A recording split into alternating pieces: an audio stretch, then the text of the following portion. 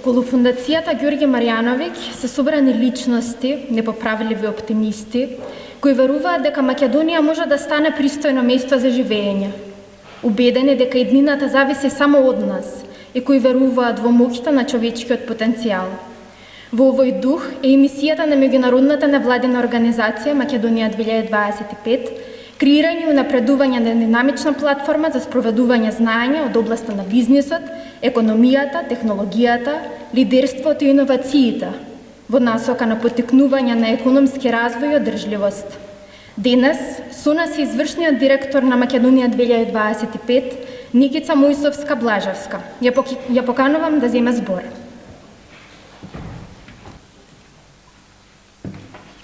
Благодарам. Почитувана председателке Сијановска-Давковска, Давкова се извинувам, почитувани декан на Правниот факултет, почитуван Александар Марјановиќ, семејството на професор Ѓорѓе Марјановиќ, почитувани гости. Чест и задоволство е да се биде денес тука. Би рекла дека веројатно јас сум во најнеповолна ситуација од секој еден од вас или повеќето од вас, бидејќи лично не го познавав професорот Марјановиќ.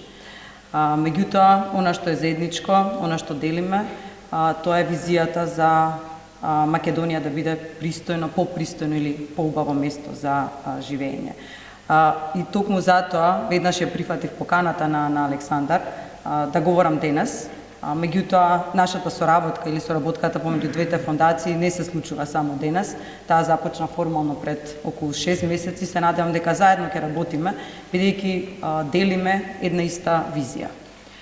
Инаку, визијата е Македонија да биде пристојно место за живење. Тоа е слично на визијата на Македонија 2025, невладина организација основана од диаспората во 2007 година, која што вели или мотото на организацијата е да помогнеме да изградиме посилна нација. Нашата мисија е Македонија да стане најпросперитетна економија во регионот. И сега оно што најпрво би кажала дека Македонија е убаво место за живење. Многумина од нас имале можност да патуваат, да живеат одреден период во странство и така натаму, меѓутоа сме одлучиле да се вратиме тука, бидејќи заради одредени карактеристики на државата, дали е тоа природната убавина, дали е тоа луѓето или убавината на луѓето, дали е тоа убавата храна и така натаму, сме одлучиле дека ова е за нас татковината и ова е местото каде што сакаме да живееме и да твориме. Меѓутоа, верувам дека истовремено сме одлучиле дека сакаме и лично да придонесеме преку нашата работа и преку нашите контакти како да биде нашиот живот уште поубав. Кога зборуваме за пристојно место за живење, веројатно првото прашање е што значи пристојно место за живење, како да го дефинираме. Сега јас сум економист, па малку влечам на економијата, меѓутоа генерално би рекла важни се два фактори или два елементи. Првото е како да имаме повисок животен стандард и второто е како да имаме подобар квалитет на живот, кој што вклучува и здравство, образование и така натаму. Во однос на животниот стандард, најчесто се мериме со земјите од Европската унија. Нашиот просечен животен стандард е 1/3 од животниот стандард во Европската унија. И сега главното прашање е како да дојдеме до таму. Дури мислам дека и најчесто политичарите, меѓутоа и многу други личности во општеството, не знаејќи да ни кажат како може да живееме поубаво и попристојно, велат да пристапиме кон него. Меѓутоа, дали е тоа целта? Не е целта, јасната цел за сите нас е да живееме подобро или да живееме побогато. Доколку продолжиме со овие стапки на економски раст од околу 2% просечно, тоа значи дека ќе ни треба 35 години за да го удвоиме нашиот животен стандард. И пак, нашиот животен стандард ќе биде многу понизок од животниот стандард во Европската унија. Значи, тоа не е доволно. Затоа ние како организација се залагаме, лобираме, помагаме да постигнеме многу повисоки стапки на економски раст, односно над 5%. Меѓутоа споменав дека животниот стандард или народски кажано колку сме богати не е целата приказна за да бидеме или за Македонија да биде пристојно место на живење. Ни треба многу повеќе. Ни треба квалитет на живот, ни треба владење на право, ни треба демократско општество, ни требаат силни институции, ни треба квалитетен здравствен систем, образование и така натаму. Ние во Македонија 2025, препознавајќи го сето тоа во 2020 година, излеговме со една така наречена платформа за просперитетна иднина. Таа платформа опфаќа 7 клучни области за долгорочен развој на земјата и верувам дека сите ќе се сложиме дека Тоа е оно што ни треба за да бидеме попристојно место за живење. Тоа се образование и човечки капитал, конкурентност и подобра деловна средина, владење на правото и борбата против корупција, демократско општество, заштита на животна средина, квалитетна јавна управа и дигитализација и дигитални вештини. Во однос на човечкиот капитал веруваме дека потребни се многу поголеми инвестиции, тоа не се расходи, тоа не се трошоци, туку инвестиции во образованието, исто така и во науката, и промовирање на истражување и истражувачка работа.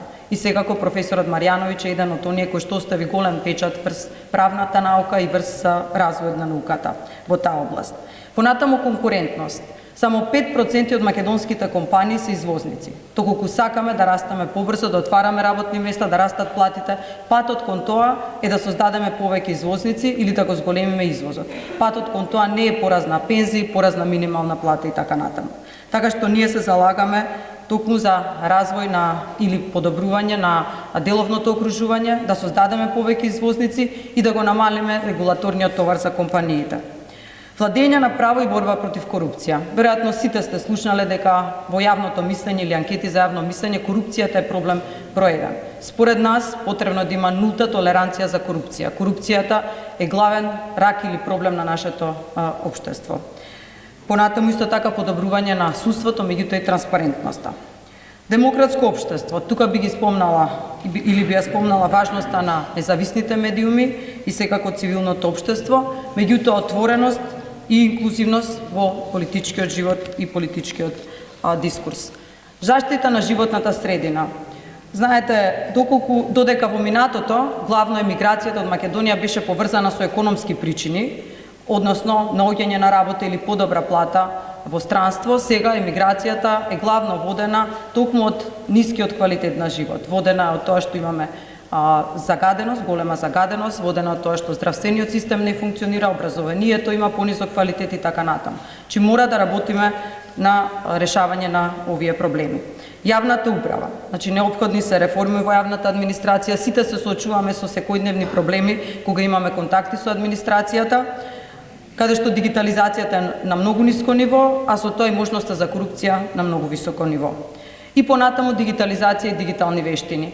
Ние како организација работиме во оваа сфера, основавме уште една фондација, се вика Центар за дигитална трансформација, каде што помагаме дигитална трансформација на микро, мали и средни бизниси. Меѓутоа потребна е дигитализација на владини услуги за бизниси, за граѓани, а исто така и подобрување на дигиталните вештини на граѓаните.